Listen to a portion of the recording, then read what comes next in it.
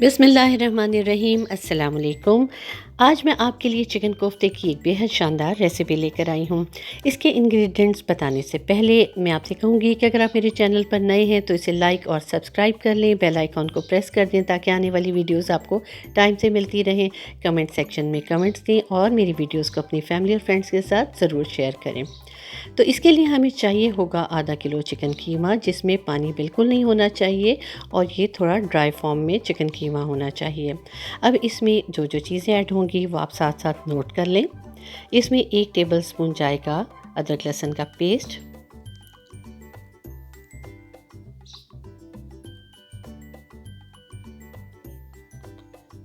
सफ़ेद ज़ीरा 1 टीस्पून, गरम मसाला पाउडर हाफ़ टी स्पून, नमक 1 टीस्पून। आप नमक अपनी पसंद के हिसाब से बढ़ा या कम कर सकते हैं। सुरख मिर्च पाउडर 1 टीस्पून,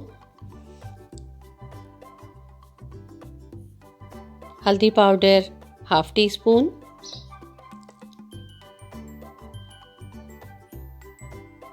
इसके बाद हम इसमें डालेंगे 2 अदद ब्रेड के स्लाइसेस। इसे आप टुकड़े में कर दें और इस तरह से इस कीमे में डाल दें। सब्ज़ धनिया तकरीबन आधा कप और इसके अलावा 3 अदद सब्ज़ मिर्चें, 1 अदद दरमियाने साइज़ की रफली चॉप की हुई प्याज, 1 टेबलस्पून बेसन और 1 अंडा इसमें शामिल करके इन सारी चीज़ों को आप एक चॉपर में डालकर चॉप कर लें और इसके कोफ्ते बनाकर फ्रीज़र में 10 से 15 मिनट के लिए रख दें।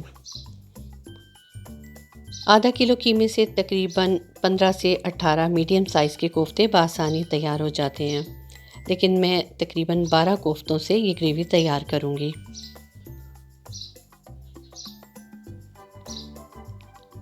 ग्रेवी के लिए हमें कुछ चीज़ों की ज़रूरत है जो कि आप नोट कर लें और साथ साथ आपको मैं बताती जाऊंगी कि किस किस टाइम पे आपने क्या क्या चीज़ इसमें डालनी है। अब एक खुले मुंह का प्लान ले लें। आपने जब भी कोफ्ते तैयार करने हैं तो इस बात का ध्यान रखना है कि कोफ्ते हमेशा खुले मुंह के बर्तन में पकाए जाते हैं, वरना कोफ्ते टूटने का ख़तरा होता है। अगर आप मेरी रेसिपी को फॉलो करेंगे और सारे इंस्ट्रक्शंस को स्टेप बाय स्टेप फॉलो करते हुए कोफ्ते तैयार करेंगे तो कभी भी ना तो कोफ्ते टूटेंगे ना ही फटेंगे। अब मैंने इसमें एक बड़ी प्याज जो कि मैंने रफली काट ली थी इसमें डाल दी है। अब इसे हम उस हद तक पकाएंगे जब तक कि प्याज गोल्डन ब्राउन हो जाए। चूल्हे का फ्लेम आपने मीडियम टू स्लो रखना है।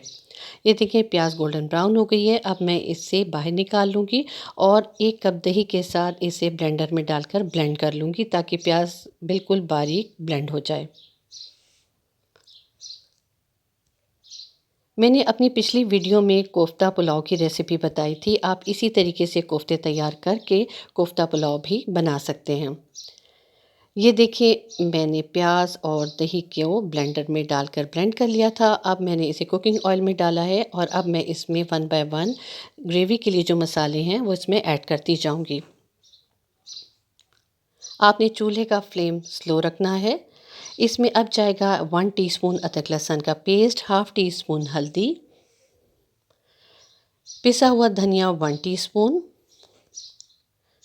नमक 1 टीस्पून, क्योंकि हमने कोफ्ते में भी नमक डाल दिया था इसलिए इसमें नमक कम डालेंगे। हाफ़ टी स्पून सफ़ेद मिर्च का पाउडर, 1 टीस्पून सुरख मिर्च पाउडर, 3 से 4 छोटी इलायचियाँ जिन्हें मैंने मोटा मोटा कूट लिया था, 1 अदद बड़ी इलायची, 1 दालचीनी का टुकड़ा, काला ज़ीरा हाफ़ टी स्पून और भुना कुटा ज़ीरा तकरीबन हाफ़ टी स्पून। काले ज़ीरे का इस ग्रेवी में बहुत अच्छा फ्लेवर आता है तो आप इसका इस्तेमाल ज़रूर करें। अब स्लो फ्लेम पर आपने मसाले की बहुत अच्छे तरीके से भुनाई करनी है। अगर आपको लगे कि इसमें पानी कम है तो 2 टेबलस्पून पानी ज़रूर डाल लें ताकि मसाला जलने ना पाए। स्लो फ्लेम पर मसाले को अच्छे तरीके से भूनें। जब ऑयल साइड पर आ जाए तो आप इसमें कोफ्ते बिछा दें। आपने कोफ्तों को कभी भी एक दूसरे के ऊपर नहीं रखना, कोफ्तों को हमेशा बिछाना है वरना कोफ्ते टूट जाएंगे। 2 से 3 मिनट कोफ्तों को स्लो फ्लेम पर पकने दें और उसके बाद हल्के हाथ से इनको पलटना शुरू करें ताकि कोफ्ते अच्छे तरीके से मसाले के साथ फ्राई हो जाएं। या फिर आप किसी कपड़े की मदद से पैन को पकड़ लें और आगे पीछे हिलाते रहें ताकि मसाला कोफ्तों पर अच्छे तरीके से कोट हो जाए और मसाले फ्राई के साथ फ्राई हो जाएं।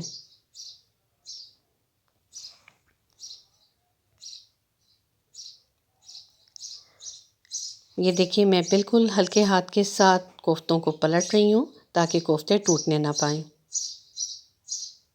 आपने इन कोफ्तों को उस हद तक फ्राई करना है जब तक ये चारों तरफ से मसाले के साथ फ्राई हो जाए।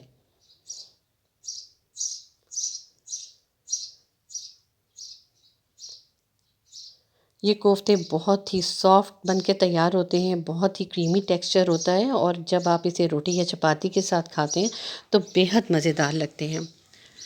आप इन कोफ्तों की रेसिपी को ज़रूर ट्राई कीजिएगा, सारी इंस्ट्रक्शंस को स्टेप बाय स्टेप फॉलो कीजिएगा तो आप देखेंगे कि कोफ्ते किस कदर शानदार बन के तैयार हुए हैं। घर में कभी मेहमान आए तो उसके लिए ये रेसिपी ज़रूर फॉलो कीजिएगा। ये देखिए, मैंने 2 से 3 मिनट कोफ्तों को अच्छे तरीके से मसाले के साथ फ्राई कर लिया है।